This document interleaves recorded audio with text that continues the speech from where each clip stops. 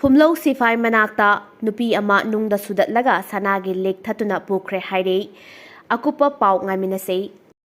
Bisnupur District Magistrate ki tholakhiba warol amagi matung inna September kul 2020 thangza numit asigi oina ayukki pung manga dakina numidangi pung 10 fawba Bisnupur District ki mafam kayada curfew komthokle hairi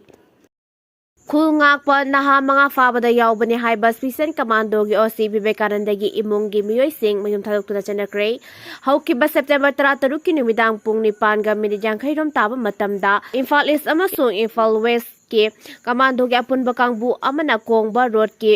Maitei Mayek High School manaktagi khulngakpa naha mga faba aduda yaubani hyriba Special Commando gi OC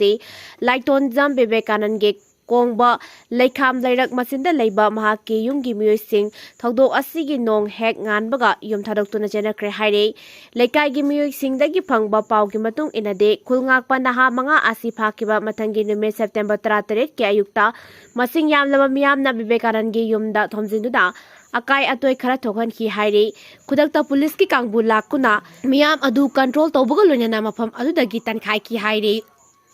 paw asina hai mathang nongan badagidi OC Vivekanand gi imungi miyoi sing yum thadoktuna chanakhe lorena imungi pochai singsu hondoktuna Pukhre Hairi hauzik makata na Manipur police ki kangbuna yum asi ngak sen bagi thabak chathari hairi panba yabadi lan ngakpa naha manga fakibadu IPC Arm Act UA Cross P Act amasung Official Secret Act 1923 gi makhada numit mari police custody da remand pibina ba haizabaga lorena porongpa police station gi team amana ngarang duty magistrate Imphal East ki mamangda miyam gi ihau yenglaga virtual puthoklaba matungda courtna case asi makhata na thijinnanaba numit taruk police custody da remand lokhibani Kuki Association Yaningdaba Phongdoklak Hadak District Development Coordinating Committee DDCC Kaubalup Amana Khebung Village da Tengnoupal District Headquarters asi Hongdokpinaba media gi thongda Manipur gi governor da appeal tawkhibadu Kuki Association Tengnoupal Black na kham tengna Yaningdaba Phongdoklak KCA Tengnoupal Black Information and Publicity na place thaturok pachorol amada hai DDTC gi wafamadu district asigi miyam marakta pau phawna watpagi mamitai district headquarters songdokpagi wafam aduna Tengnoupal district ki miyamda amatoina hingminabada ayat poirakpa yai Tengnoupal district headquarters songdokpa yaroi haibagi maramsing paladuna KCA Tengnoupal Black ki cherol asina makhata na hai Tengnoupal village asi district asigi ahanba sub division oibata natana district asigi khwaidagi ariba khul amani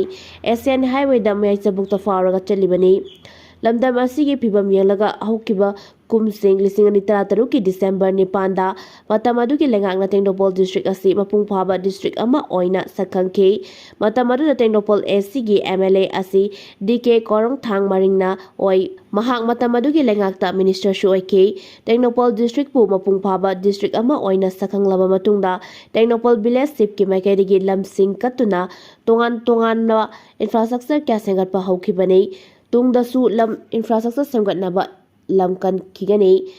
DDCC asi purup amakhakta semba lupamani lubasna Tengnoupal district ki purup mayamgi mahutchenba yaroi Tengnoupal district asida kundariba masing yamba purupna DDCC makhangde masakhangde maramsing asina Tengnoupal district ki tangai fadaba mini secretariat yauna atai semgat sagakadaba infrastructure sing hana mafam sing yengsinkraba Tengnoupal da mari leinaba authority sing na paikhatpa honabiu atopa mafam da district headquarters hongtokpa yaroi miyamgi aifanaba Tengnoupal district headquarters ase Tengnoupal da oibiu hairi Myanmar border dagi lupa crore mapan hen bagi brown sugar sing phagat kre lupa crore mapan hen bagi maman oigadaba opium amadi brown sugar kg samaga sumna manga ga gram kun manga Security Force ki kangbuna phagat pangam le hairi pawasina hai Assam Rifles amadi Narcotics Control Bureau NCB gi apunba team amana ngarang Indo Myanmar border oiriba Sanden district ki manung chanba P Jangnom village ta chathakiba search operation da hairiba Nisagi polam sing adu phagat pangam kibani phagalaba drug sing adu Myanmar dagi state asida pusinanaba drug lalonba singna honorambani hairi Lengang na IDP sing ge yumda halanna bagya kaknama matam lakthokadabani irom abung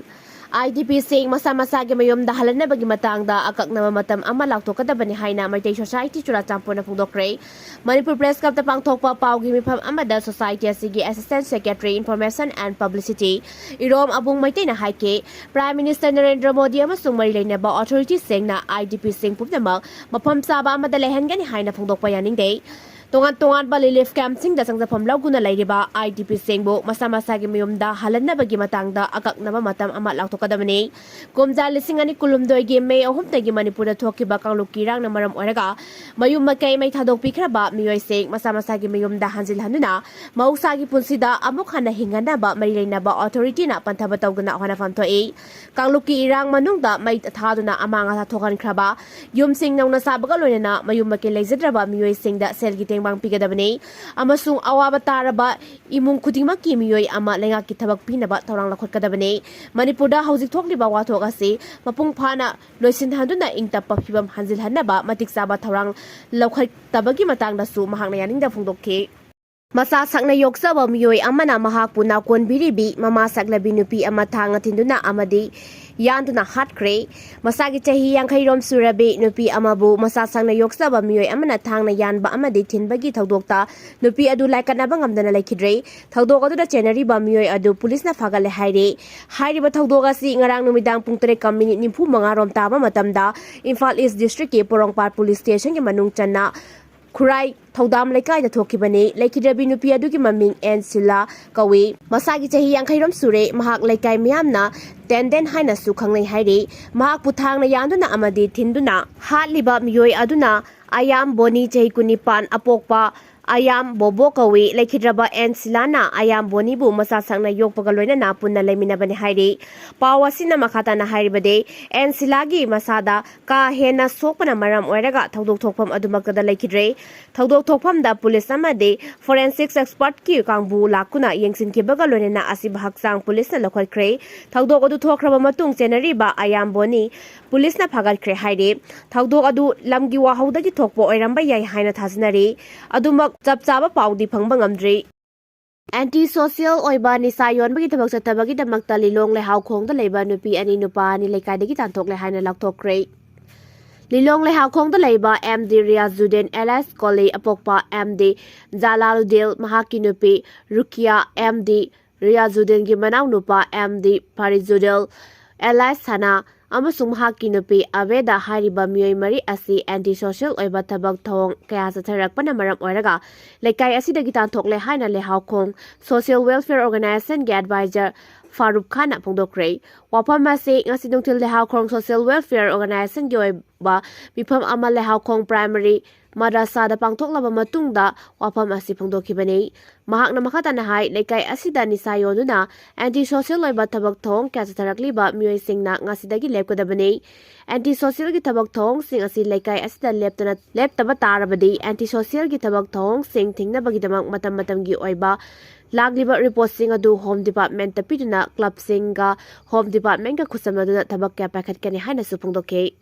Ching the Sathakiba operation da Yamlaba Kulai Sing Pagat Bangam Kray, Haukiba Numit Krania Sida Churachampur Channel Amasung Tengnoupal District Tungan from Singda, Combined Force na Sathakiba operation da Yamlaba Kulai Sing Pagat Bangam Kray, Manipur Police na Thadorak Patirol Amada, State Police, Assam Rifles, Army Amasung CAPF Kiapun Bakambuna, Singi District Ahum Asida, Sathakiba Tibom Bagitabak Tapuna Nongmai, Marfu Taret, Grenade Kunitoy, Lethod Bomb Manga Nongmai Maru Kuntra, Radio Set Kulhumdoi, Radio Set Charger Ani Amasung, Bulletproof Jacket Ani Fangbangam Kray, Pagalaban Nongmai Sing Aduda, M16 Rifle Ama, MA1 Rifle Ama, Insas Rifle Ama, 9MGC MK2 Rifle Ama, 303 Rifle Ani, Carbine Ama, Single Barrel Rifle Kuntra Taret, Double Barrel Rifle Ama, Pistol Taramatoy, Lethod Ahum Amasung Pompi Kunipan Yawi Hairi, Manipurda ingtapa phibam hanjilaknaba Manipur Police Assam Rifles Army amadi atai paramilitary force sengna lakhalakpa thabakta miyamna mateng pibiyo haina su Manipur Police ke maikari appeal tarakle